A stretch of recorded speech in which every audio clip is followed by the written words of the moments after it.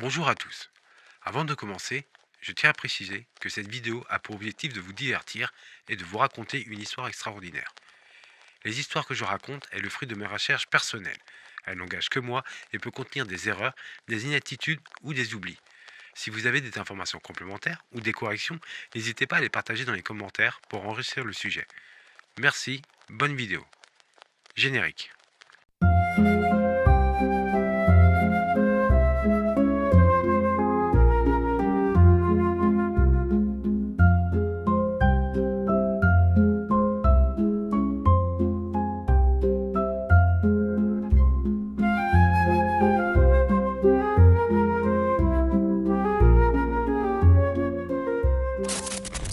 He at last agreed to talk about his place in this story. Monsieur Plantard, is there still a secret at Rennes-le-Château? Mais le secret n'est pas seulement à Rennes-le-Château. Il est aussi autour de Rennes-le-Château. Will the treasure of Rennes-le-Château ever be found? Ici, vous me parlez d'un trésor matériel. Ne parlons pas de trésor matériel. Disons simplement qu'il existe un secret à Rennes-le-Château.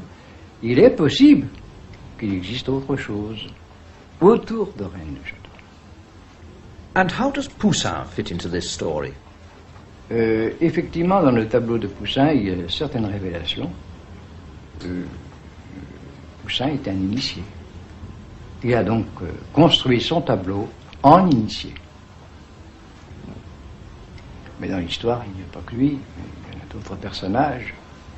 Vous savez, les arts est une forme d'expression où la vérité se trouvait cachée derrière des symboles. Can you tell us whether the Priory of Zion still exists today? À l'heure actuelle, Sion existe toujours. L'un de ses derniers membres, un de ses derniers grands maîtres, c'était Jean Cocteau. Tout le monde le sait. Monsieur Plantard, over the centuries you have, how shall I put it, you have supported the Priory of Zion.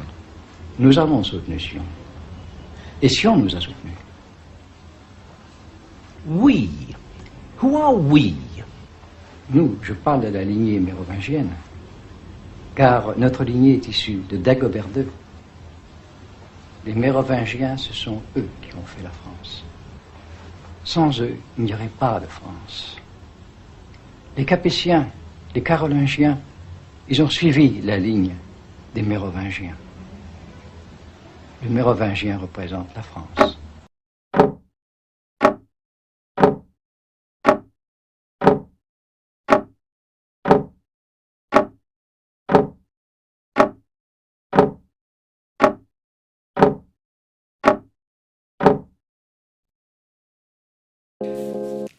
Bienvenue, je suis Nathéag et sur cette chaîne, j'aime vous raconter des histoires extraordinaires.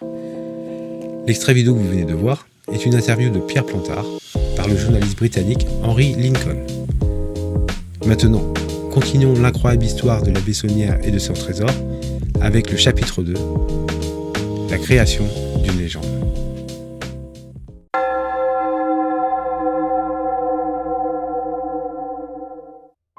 À la mort de Marie Delerno, l'ancienne servante de Béranger Saunière, survenue en janvier 53, Noël Corbu devient l'unique propriétaire du domaine. Il commence alors à faire des travaux à la recherche des supposés trésors qu'aurait laissé la Bessonnière. Mais il ne fait que des recherches infructueuses. Malgré les discussions qu'il a eues ces dernières années avec les villageois, certaines personnes de passage ou même Marie,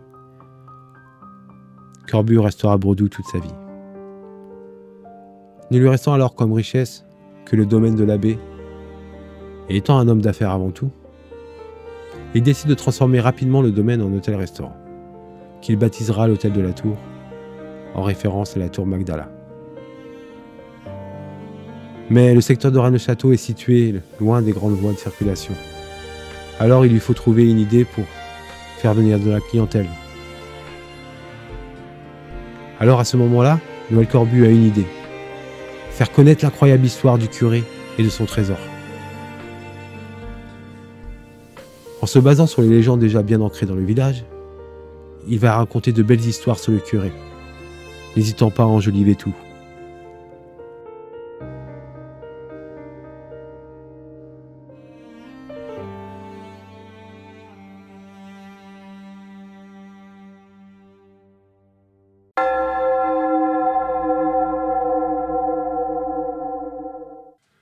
Au grand bonheur de Noël Corbu, toutes ces histoires vont finir par arriver aux oreilles des journalistes.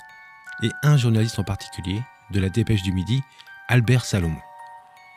Il décide de rencontrer Corbu pour faire un article et passera plusieurs jours avec lui. Au final, ce dernier publiera 3 articles dans son quotidien, qui sortiront les 12, 13 et 14 janvier 1956, titrés « La fabuleuse découverte du curé au milliard », suivi de cette question « Noël Corbu connaît-il la cachette du trésor de la Bessonnière qui s'élève à 50 milliards ?» L'article du 14 janvier contient une interview de Noël Corbu qui explique de façon affirmative, mais sans le prouver, que l'abbé aurait découvert un trésor par hasard. Un trésor qui aurait été enfoui en 1249 sous l'église de Rennes-le-Château par Blanche de Castille, afin de mettre à l'abri la casette royale du roi qui était partie en croisade. Bien évidemment, les 50 milliards ou même Blanche de Castille, tout ça sans aucune preuve. À la suite de cet article paru dans la presse locale, et partiellement repris dans la presse nationale et quelques articles en Belgique, en 1961, elle diffuse un reportage tourné sous forme ludique et dénommé « La roue tourne », dans laquelle on peut voir Noël Corbu apparaître déguisé en abbé. Tous ces articles mettent le feu aux poudres. Jusqu'ici, cette histoire était connue des gens du village et de quelques badauds environnants. En terre de l'Aude, guide touristique de l'Aude, et qui fait allusion à un curé qui aurait trouvé un trésor dans un petit paragraphe sur Rennes-le-Château. Maintenant, l'hôtel de la Tour affiche complet par la venue des chercheurs de trésors, des curieux et des touristes. Noël Corbu est victime de son succès. Il finira même par enregistrer son histoire sur un magnétophone qu'il fera promener de table en table dans son restaurant, pour ne pas avoir à se répéter.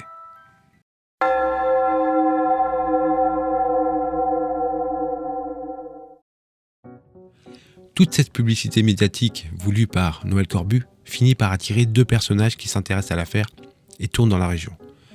Le dessinateur et écrivain nommé Pierre Plantard, écrivain d'un journal ésotérique, et le marquis Philippe de Chérisey, comédien avec une petite réputation dans le monde théâtral. Et il va se passer quelque chose d'extraordinaire. Ces 2 personnages, sous la plume de Pierre Plantard, vont avoir l'idée de créer une histoire fabuleuse autour de ce mystère. Ils rencontrent Corbu et lui disent qu'ils connaissent la vérité sur le trésor de Sonnière, et que c'est un secret protégé depuis des centaines d'années par une société secrète, le prieuré de Sion. Il n'y aurait pas de trésor matériel à Rennes-le-Château, mais un secret gardé ici depuis des centaines d'années par un ordre secret. Ce secret serait lié à la descendance royale des Mérovingiens, secret qui est protégé par les prêtres de ce village et ceux aux alentours depuis des centaines d'années. À partir de ce moment, le mystère de la Bessonnière va prendre une autre tournure, avec l'apparition de nouveaux éléments détenus par le prieuré de Sion. Des parchemins codés, une stèle funéraire énigmatique, des tableaux connus comme Le berger d'Arcadie de Nicolas Poussin, ou des éléments peints dans l'église. Avec tout ça, Pierre Plantard et Philippe de Chérisey vont tenter de réécrire l'histoire de Rennes-le-Château et l'histoire avec un grand H. Et pour ce faire, ils vont déposer des faux documents à la Bibliothèque nationale. La thèse soutenue par leurs documents est que le fils de Dagobert II, qui fut assassiné, aurait été caché à Rennes-le-Château pour le protéger. Ils vont développer cette idée jusqu'à nos jours et conclure que Pierre Plantard serait le dernier descendant des rois mérovingiens. Théorie farfelue, loin de la version originale de l'abbé Sogler, alors que la plupart des chercheurs de trésors cherchent un trésor des Templiers, des Visigoths, des Cathares. Voilà une toute nouvelle histoire.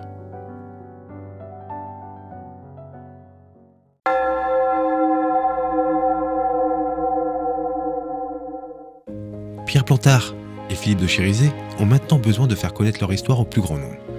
Et pour ce faire, Plantard a une idée. Faire venir un journaliste et écrivain, Gérard de Sède. Gérard de Sède, déjà auteur d'un livre sur l'histoire de Gisors, Les Templiers sont parmi nous, publié en 1962, que Plantard a lu et apprécié, et donc Plantard pense que c'est la bonne personne. Plantard le fait venir et lui raconte toute l'histoire du trésor de Rennes-le-Château, sa version, les parchemins, la tombe des Hauts-Poules, la descendance des Mérovingiens, le prieuré de Sion, le tout en dirigeant les mots utilisés, la façon de le dire et de présenter l'histoire. Gérard de Sède, qui avait fait une pause dans l'écriture pour reprendre une ferme, va tomber totalement dans l'histoire et le mystère que lui raconte Plantard.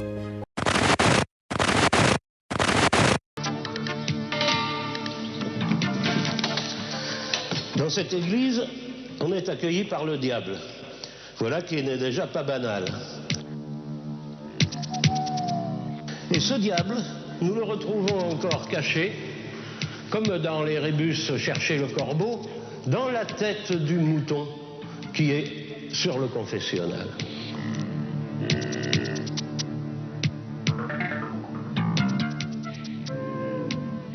Toute l'église est ornée de l'emblème de la Rose-Croix, aussi bien ce groupe que les stations du chemin de croix. Ce chemin de croix est tout à fait particulier, premièrement parce qu'il est dans le sens inverse de tous les autres, et deuxièmement parce que la plupart de ces stations comportent des scènes qu'on ne trouve absolument nulle part dans aucun des récits évangéliques de la Passion. Voilà une scène particulièrement curieuse. Vous voyez là une femme en voile de veuve qui tient par la main un enfant vêtu de tissu écossais bleu. Bon, c'est très simple finalement. Les enfants de la veuve, c'est le nom que se donnent les francs-maçons. On a donc là affaire à des personnages maçonniques de rite écossais. Si on considère l'Église pour ce qu'elle est, c'est-à-dire une loge maçonnique rosicrucienne, dissimulée, le diable occupe la place du frère terrible, du premier surveillant, le Christ la place du deuxième surveillant, mais la place du vénérable qui est à l'Orient, eh ben, elle est à l'autel, à l'Est, et le vénérable, ben, c'est le prêtre à l'autel, c'est Béranger Saunière. Eh bien, il faut savoir, d'une part, que parmi les visiteurs reçus par Saunière à Rennes-le-Château, il y avait un archiduc de Habsbourg. Il faut savoir aussi que son affaire est montée jusqu'au Vatican. Alors, ma conclusion, l'hypothèse la plus vraisemblable, c'est la suivante, que le groupe rosicrucien, dont faisait partie Béranger Saunière, a organisé un trafic de documents authentiques ou peut-être pas authentiques qui pouvaient intéresser énormément et le Vatican et les Habsbourg. N'oublions pas que sociétés secrètes et services secrets font quelquefois bon ménage. Cette rencontre va aboutir au deuxième livre de Gérard de Sède, qui va bouleverser la vie du village et de ses lecteurs. L'Or de Rennes, ou la vie insolite de l'abbé Béranger Saunière, qui sera publié en 1967. Cette publication de Gérard de Sède basera une partie de son livre sur les informations de Pierre Plantard et du prieuré de Sion. Ce livre sera vraiment la base de tous les mystères et théories les plus folles sur le trésor de l'abbé Saunière. La légende sur Rennes-le-Château et le trésor caché de l'abbé Saunière démarre alors, notamment entretenue par la publication des prétendus parchemins trouvés par l'abbé, dont le décodage serait la clé et une partie de l'énigme, ainsi que la stèle des Hauts-Poules. Des parchemins qui, comme nous le savons, ont été fabriqués par Philippe de Chérizet. Le livre de Gérard de Sède va connaître un très grand succès et avoir un écho très important. Tous ces faits et ces énigmes, basés sur la mystification de Plantard et racontés dans le livre de Gérard de Sède, vont attirer de nombreux chercheurs qui vont commencer à creuser un peu partout dans le village et ses alentours, utilisant même parfois de la dynamite, transformant Rennes-le-Château en gruyère. Tous ces chercheurs de trésors amateurs mettent en danger le village et face à ce risque, la municipalité prend un arrêté interdisant les fouilles sur son territoire le 28 juillet 1965. Les nombreux dégâts étant déjà faits et risquant de transformer le sous-sol en véritable gruyère. La même année, Noël Corbu, fatigué de toute cette folie lancée par lui-même, et sûrement résigné au fait qu'il n'y a pas de trésor à Rennes-le-Château, décide de vendre ce domaine à un de ses passionnés de l'affaire. Il décédera dans un accident de voiture quelques années plus tard entre Carcassonne et Montpellier.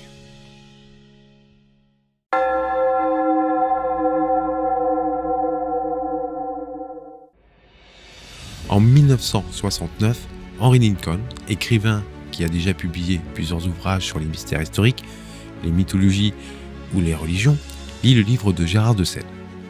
Il va totalement se passionner pour cette histoire et décidera de visiter Rennes-le-Château. Intrigué par le mystère du village et de son trésor caché, il entreprendra ses propres recherches.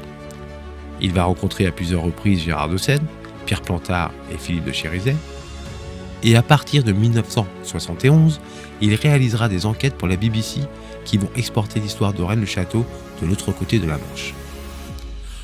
En 1982, après plus de 10 ans de recherche, il publiera un essai controversé avec deux autres journalistes britanniques, Michael Bain et Richard Lang, nommé L'énigme sacrée, qui sera en quelques mois un best-seller.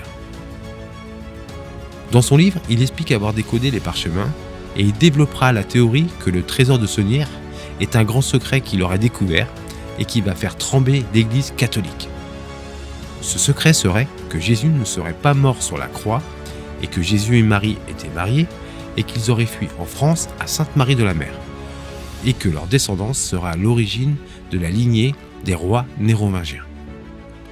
Il insiste aussi sur le fait que le tombeau du Christ et de Marie-Madeleine serait dans la région de Rennes-le-Château. Et il conclut son livre en expliquant que la mission du prieuré de Sion aurait été de protéger l'existence de cette sainte lignée. L'énigme sacrée aura beaucoup de succès, et la théorie développée dans son livre va se répandre en Europe et en Amérique en quelques années. Beaucoup de gens prendront l'énigme sacrée comme une enquête historique et prendront pour fait cette nouvelle version de l'histoire chrétienne.